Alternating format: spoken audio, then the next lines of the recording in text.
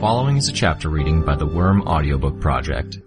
Please support the original author at parahumans.wordpress.com. Thank you and enjoy.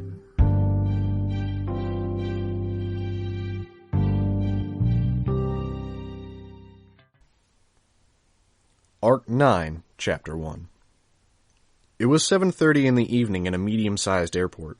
Weren't there supposed to be people? There had been staff, for sure. The odd staff member to greet him as he got off the plane, another to see him pass the gates. Still, the terminals were empty. There were no crowds. The shops and restaurants were all closed. Only half the lights were on. For the first time, he was wondering if he was getting in over his head. At least there were no people making the same old jokes about the metal detectors. Baggage claim had 3 carousels, which should have been in operation, delivering a regular supply of people's luggage onto the conveyor belts. Crowds gathered around them in anticipation. Instead, there was a single man in uniform with 3 large bags already piled onto a cart.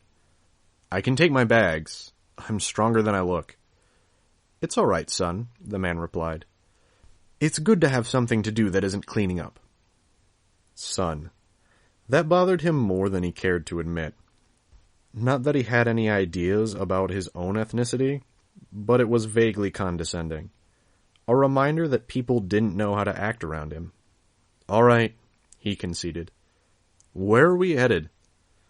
The man gestured toward a set of double doors, then gripped the handle of the cart to push it in that same direction. Stainless steel handles on the doors. He put his hands on the painted surface instead, pushed them open, and then held one of the doors open for the cart. He was distracted enough that he almost didn't notice the group waiting for him. The group consisted of a squad of PRT officers with their regular assortment of non-lethal weaponry, and a large woman with a bleached blonde bob. "Well, I'm glad you made it." She managed to say the words without a trace of humor or smile on her face. She extended a hand.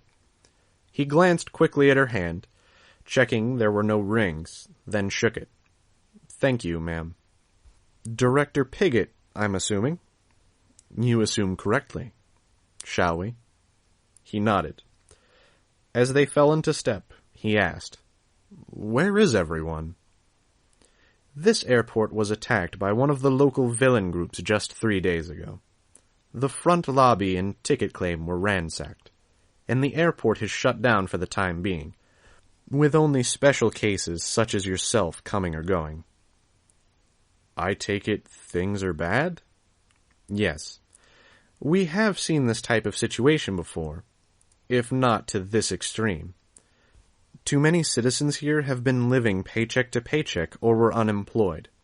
There was a great deal of latent frustration and unhappiness with the status quo.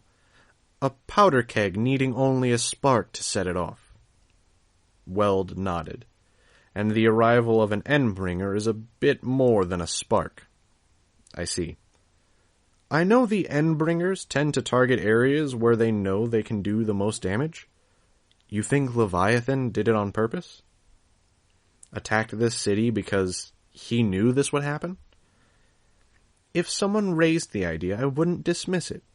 But our focus should be on what we do in the here and now. Are you ready to take command of the local wards?" "I'm ready to try." "Good. The team here is smaller than your old team in Boston. It currently consists of Clockblocker, Vista, Kid Win, and Shadowstalker. We had 2 members die in the attack, and a 3rd left with his family when they evacuated." PRT uniforms opened the door, and he followed the director onto a helipad, followed shortly after by the other PRT uniforms and man with his luggage. A black helicopter with the PRT logo on the side sat there, propeller already whirring in preparation for takeoff. The director took the hand of a uniform inside the helicopter, stepping inside, and Weld followed her up, refusing a helping hand. The helicopter shifted slightly with the addition of his 600 pounds of weight. When the door shut, cutting off the worst of the noise, he took the offered headphones and put them on. When he spoke, his voice came through the headphones crystal clear, without a trace of the ambient noise of the helicopter. So there's only 5 of us? There will be more. We've got a lead on a young man who could be joining as a new member, assuming we can get close enough to him to make the offer. I trust you know your classifications? I do. Weld nodded. He'd memorized it as a rhyme, as suggested by his old boss. Maybe that had been the intention from the start. Mover, shaker, brute, and breaker. Master, tinker, blaster, and thinker. Striker, changer, trump, and stranger. He was classified as a brute and changer. Classifications meant for the unnaturally tough and strong, and for those who could change their shape to some extent, respectively. He never liked the word brute being applied to him, even though he was aware the labels had originally been intended for the PRT teams to identify and label villains, specifically. It was only later that they had been extended to identifying the heroes as well. Right. This potential recruit is tentatively marked down as a tinker/mover. It isn't unusual for powers to emerge in the wake of an event as serious as this. For this reason, we keep careful track of things to see if we cannot detect any new parahumans. This young man has been observed in the South End, moving at over 100 miles an hour with the assistance of a mechanical suit.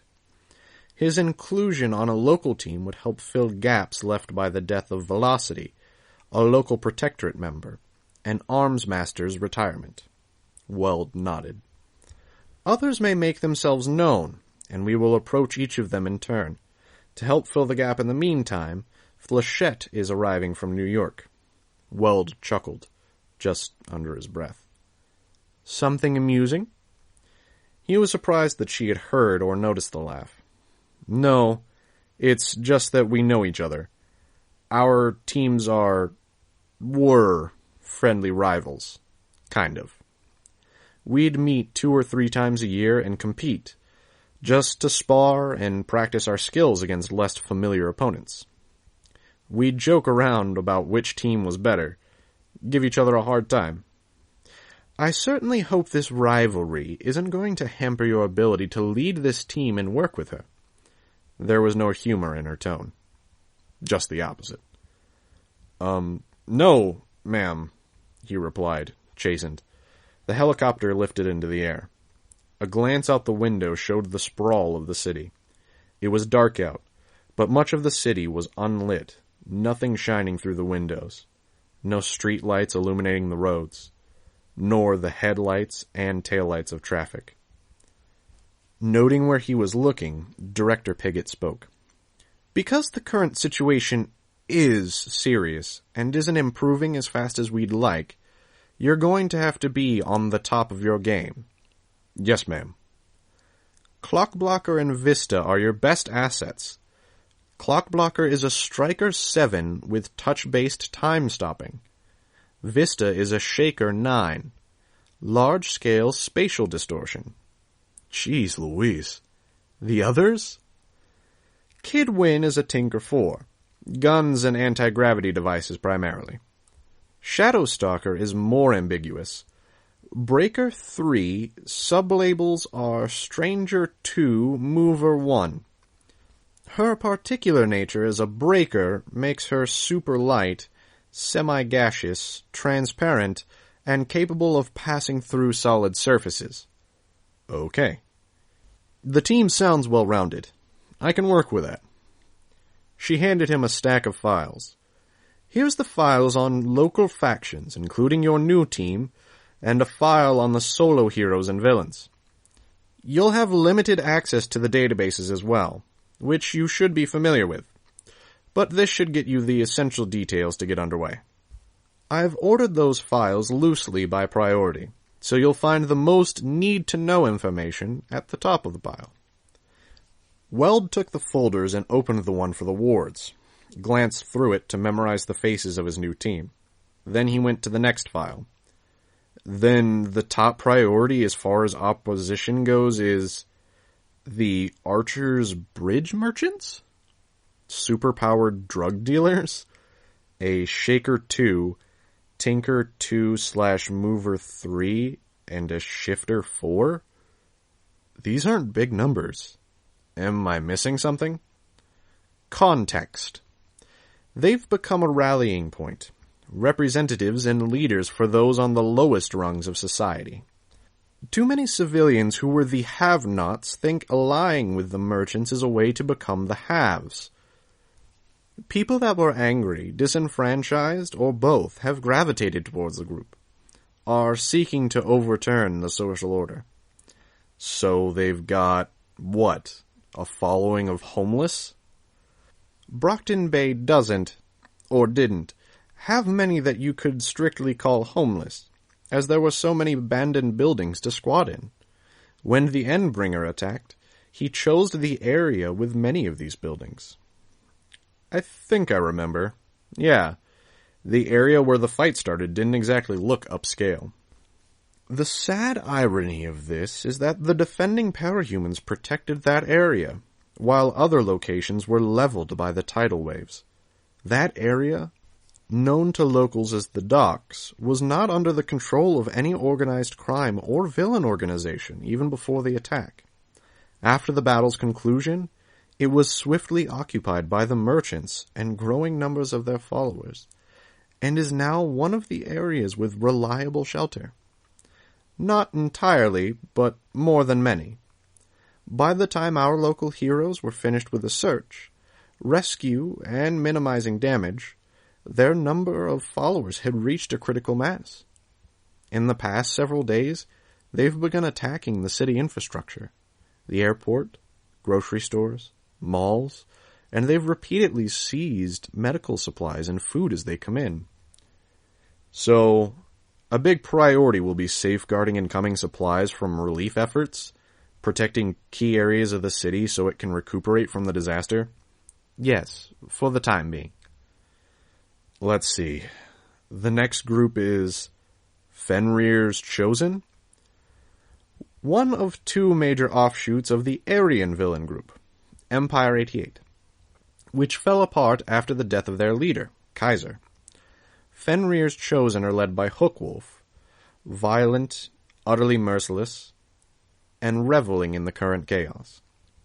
And it looks like he's a Shaper 4 Brute 7, with the longest list of homicides or suspected homicides I've seen on someone who wasn't already in prison. Thick file. I take it he has lots of followers? The largest group in terms of parahuman numbers, at present. In this second group, the Pure, is the second offshoot of that Aryan group, I take it? Small, but powerful. Their leader, Purity, is a Blaster 8 and Mover 4. Yeah, there's a Breaker 9, a Shifter 8 with Stranger 3, and a Master 6 in that group. I buy that they're powerful. Their leader has made overtures to us, offering cooperation in helping us regain control of the city.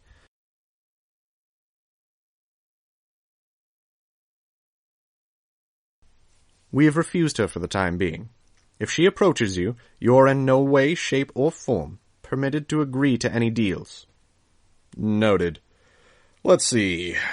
Coil. Powers unknown. The Travelers have high ratings on their powers, but their crimes are low-end, pretty much. There's the Undersiders. 3 master classifications in one team, only one of whom is of any particular concern. Investigations into 2 members have suggested sociopathic tendencies, and if they're channeling their efforts into low-threat activities such as robberies, we can afford to ignore them for the time being. Fault Lines crew. Mercenaries. Low rating, mediocre rating, low rating. A Shaker 12? Seriously?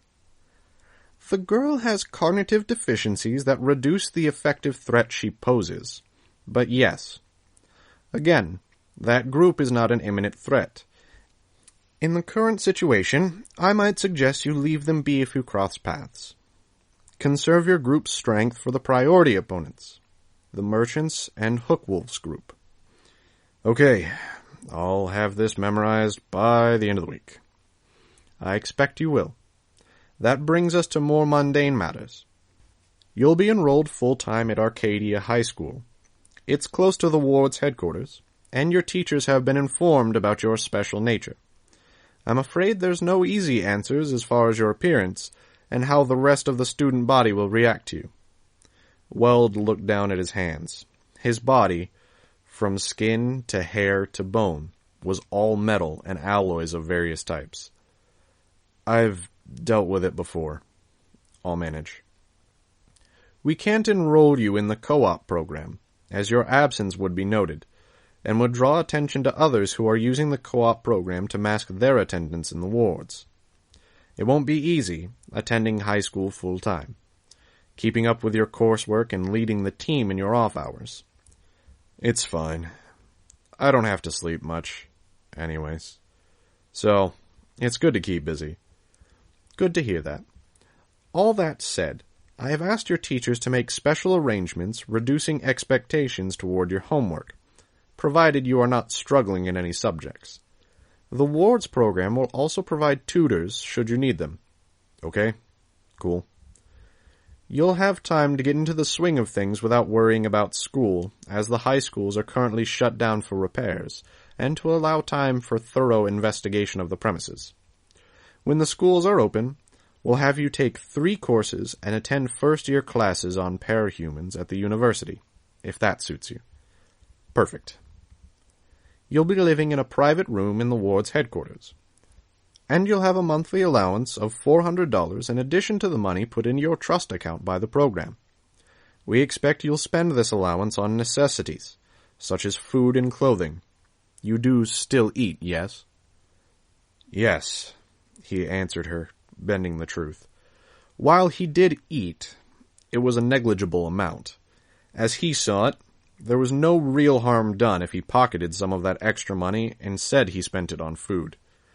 Given that his tongue was made of an alloy, and the pleasures of food were a shadow of what they should be, it was only fair that he enjoy himself in some other way.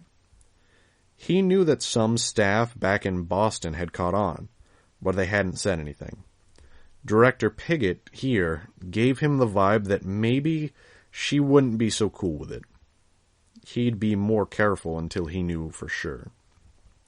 Your quarters have been checked and double-checked, so there is no exposed metal, no screws, nails, frames, or pegs. I appreciate the thought, he told her. His physiology had the unfortunate drawback that he couldn't help but attach to and absorb metal he touched. While it had been crippling when he'd first been found, dumped in a junkyard, he had learned ways around it. He could rearrange the metals that formed in his body, separate them into their composite elements, and he extended this particular trick to push all of the impurities in the metals out to his skin. The impurities, unlike the metal that composed the rest of them, didn't bond, giving him the ability to handle things with his hands and teeth if he needed to.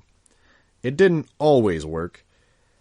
At least once a week, there was one embarrassing moment where he bonded with someone's wedding ring during a handshake, or bumped into a shelf display, but it helped. Clothes helped as well.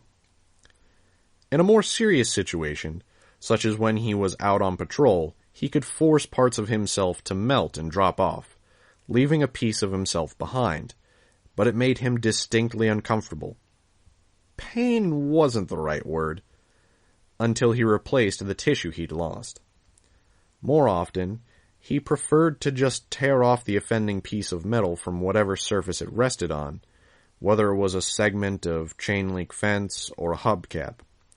Whenever he did it, he'd have to spend as much as an hour dissolving the metal and absorbing it into his body. Either way, they were only emergency measures. Which wasn't to say he was weak. Being made of materials and alloys as strong or stronger than steel from head to toe made him practically untouchable in a fight. In addition, his biology fell into some optimal middle ground between organic and inorganic. For those whose powers affected only living things, he counted as inorganic. The opposite was also true. Do you understand why we have gone to this trouble for your sake, Weld? Why we are testing your ability as a team leader in a crisis such as this? You're grooming me, he replied. Yes, but do you understand what we're grooming you for? She pressed. He knew, but he assumed she would prefer to explain. Besides, how she explained would inform him a great deal about his new boss's personality. Not really. You likely know Director Armstrong in Boston, how he tends to prioritize research and understanding parahumans. I concern myself with more concrete affairs, public relations, parahumans as a part of America. Weld nodded. What Armstrong continually fails to grasp is that if we do not integrate parahumans into society, help society bend to accommodate your kind, there is no point in lab experiments or classifications. As bad as things might be with the periodic arrival of endbringers and parahuman criminals, matters could be 10 times worse if panic or prejudice takes hold from the public. You understand? One thing, ma'am, Weld spoke. Yes? He took a deep breath. Not that he really needed it, but he did anyways. Forgive me for saying so, but I get the impression you don't like or respect Director Armstrong. Your point? I just thought you should know he's something like a father figure to me. He's the one who recruited me to the wards, got me up to speed. I've already made plans to go to his house for a bit this summer. Maybe I'm putting myself on in your bad books by saying so, but I just thought I should let you know I'll step up to defend him if you start putting him down. I see. Tiny frown lines appeared between her eyebrows. Sorry. A fire on a street below caught his attention. A car had been set on fire, and people were crowding around it. Not noticing, Pigott pursed her lips. Fine. My apologies for putting you in that situation. I won't say anything further about Director Armstrong for the time being. I was speaking of the need for public relations? Yes, ma'am, he spoke, feeling somewhat relieved at her composure. He wouldn't feel 100% okay about it until he verified her as someone who wouldn't find some other way to get back at him. As the number of parahumans first became clear, a long-term plan was established. In the early phases of the plan, much effort was dedicated to setting up the Protectorate and wards, ensuring the public had heroes they could look up to, likable faces, likable personalities. Merchandising, interviews, TV shows, music, movies, and more were all encouraged and supported with the idea of building up this image. Law, policy, and rules for the official groups were all shaped with the idea of gradually building confidence in heroes. Weld nodded. As we enter the next phase, our objective is to push the public a margin beyond their comfort zone. We are encouraging and promoting the existence of rogues, which is an unfortunate term that heralds back to the early days. Right, Weld responded. The term rogue applied to anyone with powers who wasn't hero or villain, the negative connotations of the term tying back to an era when expectations had been rather different, much the same way the brute classification had been coined. This is a sensitive subject, slow to advance, as major corporations are particularly litigious when parahumans get involved. In simple terms, the big businesses do not want people with powers affecting the status quo, and it is very easy for them to derail years of work with one bad media campaign targeting parahumans. I see, Weld commented. He didn't like that in simple terms bit of what she'd said. Too many people implied he was stupid because he was strong. But could he really speak up about it? When he couldn't be sure if her choice of words came from an offensive or judgmental perspective? Or was he being overly sensitive? The second half of this phase is getting the public more comfortable with the outliers, the people with stranger powers and stranger appearances. You're likable, Weld. You have a clearly unnatural appearance, if you'll forgive me saying so. Weld shrugged. He stood out. There were 100 things that bothered him more than stares and comments on the subject. But you have fans, and people are interested in you. You get higher ratings for your interviews than even an average handsome hero gets. You're second most popular for team leaders for number of YouTube videos, possibly helped by a briefly lived internet meme featuring your face. And you have a blemish-free record, both academically and in your 2 years serving as a part of the wards. Thank you. Provided all goes according to plan, we intend for you to become a member of the Core Protectorate team within the span of 3 to 5 years, making your face national, even international, if you are willing. Wow. Yeah, I'm definitely okay with that, ma'am. He tried to feign surprise. Armstrong had already covered most of this. Of course, this hinges on your ability to lead your team in the here and now. Of course. It seems we will land shortly. Any questions before we do? 1. I was hoping to arrange interstate training sessions with the New York and Boston wards groups. As far as I'm aware, the local team doesn't do this. They barely have regular situation training. I recall Triumph making a request for something like this a few years ago. I believe we refused him on the grounds that it was frivolous. Weld squared his shoulders. He had to be assertive here. I'm firmly of the opinion that it would improve the local team's ability to cooperate and respond to a greater variety of situations.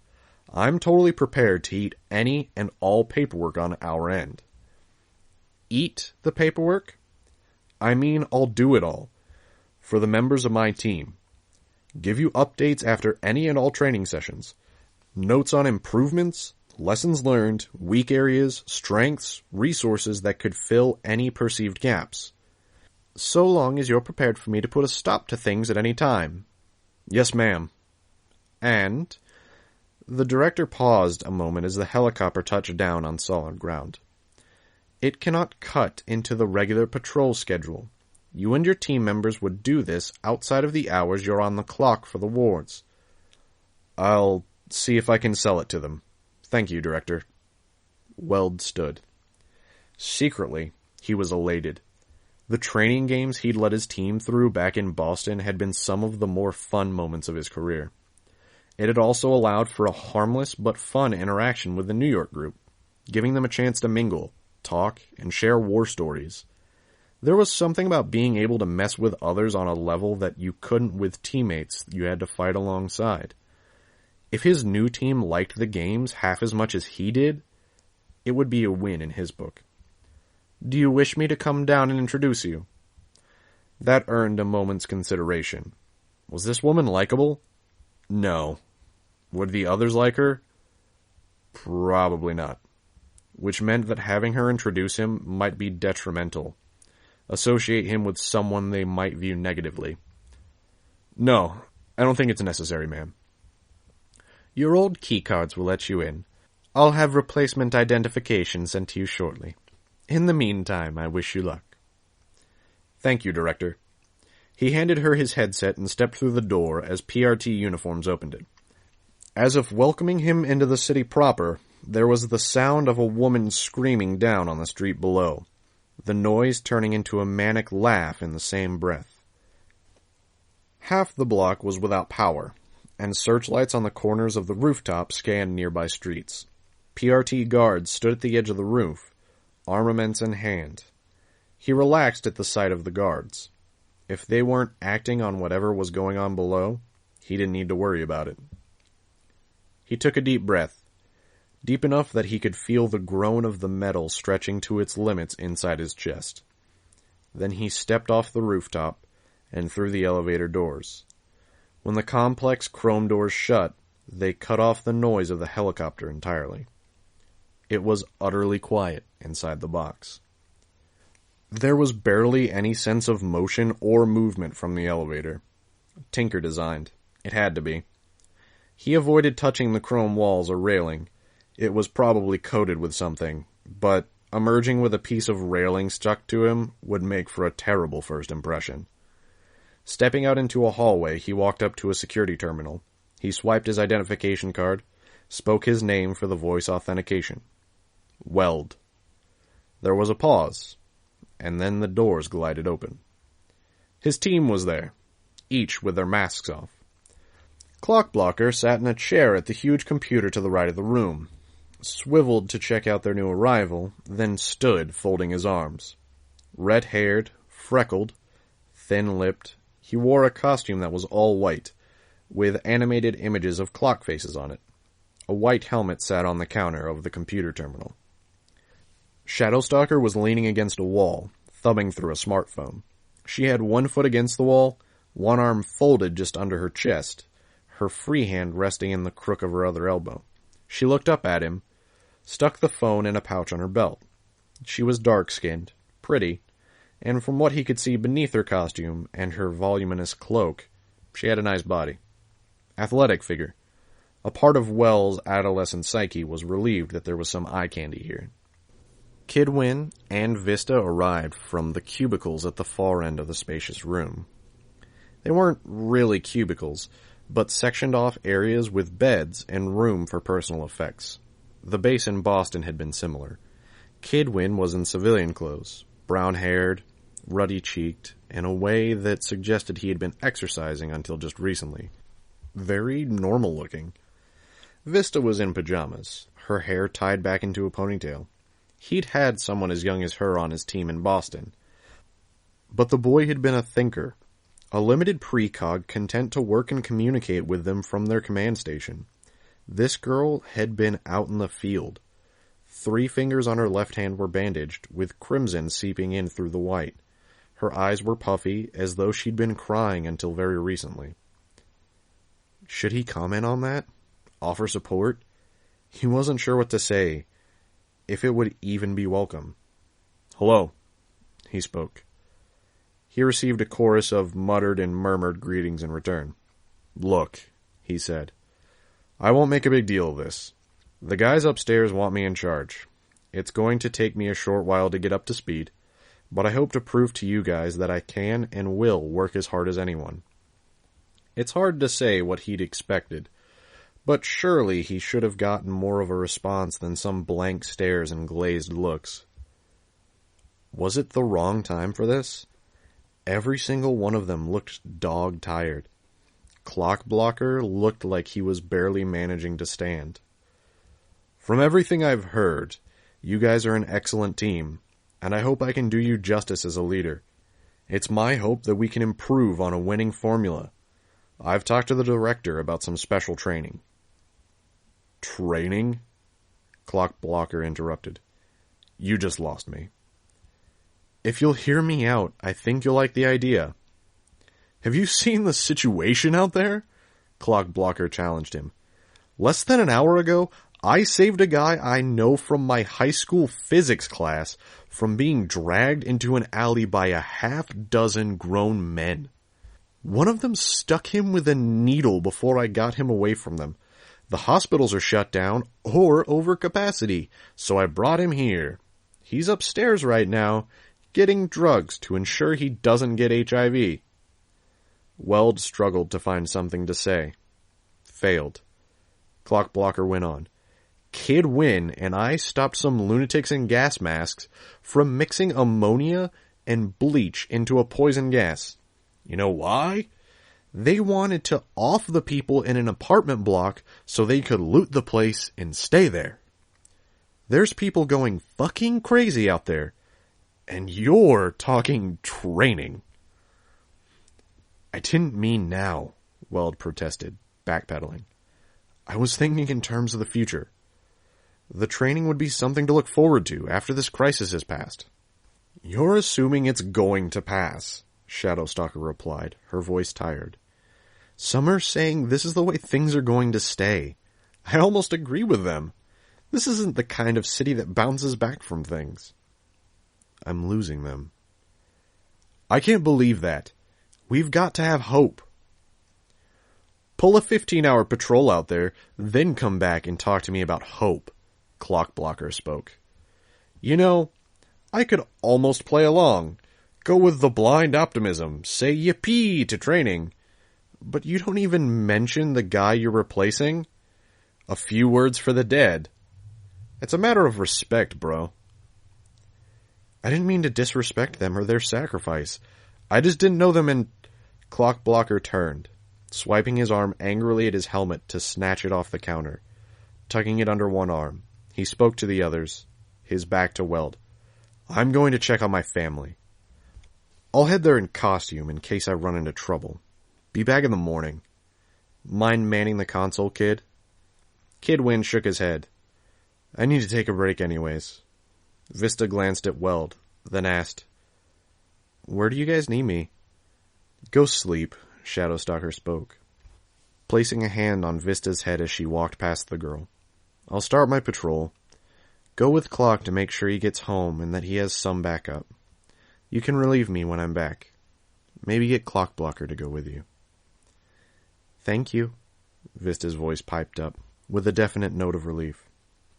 Helplessly, Weld watched as the team split up to go their separate ways. Kid Wynn sitting down at the far end of the computer station, Shadowstalker and Clockblocker heading for the elevator. I fucked up. I already lost them, Weld spoke, mostly to himself. No, they're just tired, Vista spoke from beside him. And not just lack of sleep. You'll see what I mean. You could have mentioned Aegis and Gallant, but you can't be blamed if Clockblocker didn't give you time to get around to it. Nobody's really in the mood for speeches. Right, Weld replied, feeling lost. Aegis and Gallant. They're the ones who died? Vista gave him a look that only could be described as pity. You didn't even learn their names? Never mind what I just said. Yeah, you fucked up. Then she turned away and walked back to the cubicles. She was halfway there when he saw her rub at one cheek with the back of her hand. I just got here, Weld said helplessly. I just got told by a preteen, he thought. Shit, he swore under his breath. He found a chair in front of the computer and dropped the stack of file folders on the nearest flat surface. He plucked the file folder off the top of the stack, opened it, and began studying.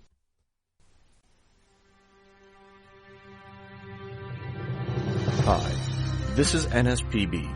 You just finished listening to a chapter from Arc 9, Sentinel, from the web serial Worm by J.C. McCrae. This production is brought to you by the Worm Audiobook Project. If you would like to know more about us or to volunteer your own services, please check us out at audioworm.rein-online.org. You can download or listen to every chapter directly from our site, or you can find us on iTunes or any podcast app under Worm Audiobook. Thank you for listening.